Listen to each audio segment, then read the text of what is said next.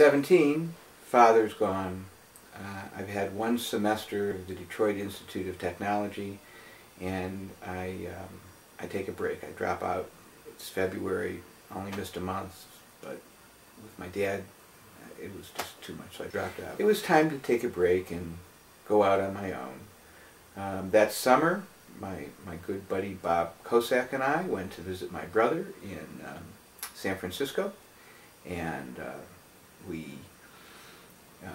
my brother was in a third year of medical school in the transfer program, and he was over here in San Francisco at Presbyterian, and Bob and I were visiting and stayed with him at his fraternity house, and then we went down to Southern California and checked out Hollywood, and I met Animal Huxley and smoked marijuana for the first time.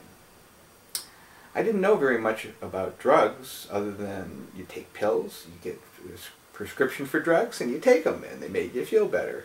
My life was not about that. It certainly learned a lot about alcohol, but not about drugs. But drugs were starting to come around. Bob Kosak and I were walking down Hollywood Boulevard, and it was about 7:30 at night. We had just checked into my Uncle Jack's place. I lived in Westwood, and we told him we would party all night and see him the next day, and if we got in early enough, we'd sleep on a lounge chair in the car or something, because we were young, we could do that.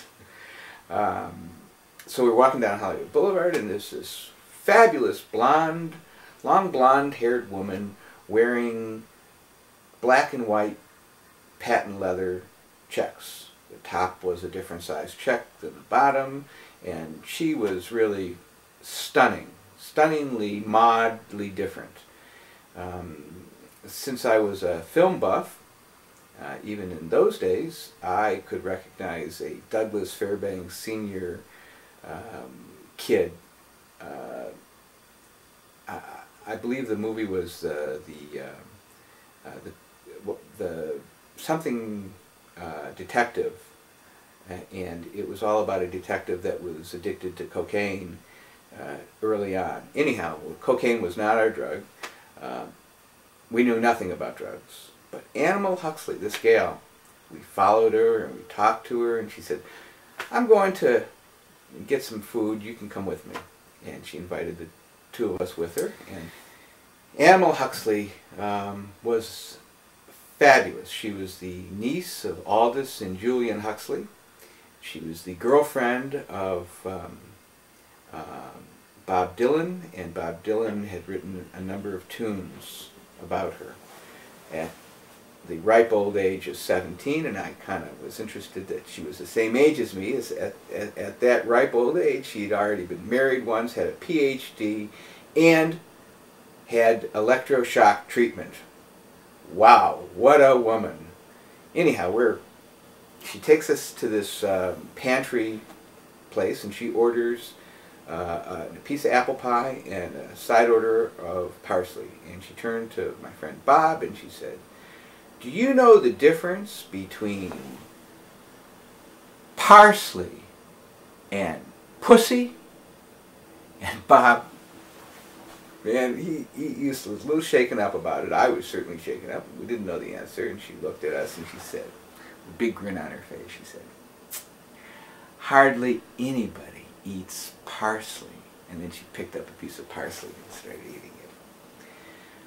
Well, after that, she took us back to where she was staying and offered us marijuana for the first time. And we both had it.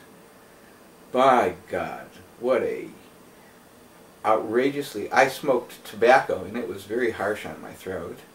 And it gave me a headache.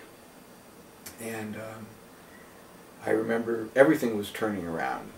It was very lightheaded, very fun, and scary, all at the same time. We wound up sleeping on the lawn furniture at my uncle's apartment building, and that was my first marijuana experience in Hollywood, California in 1965.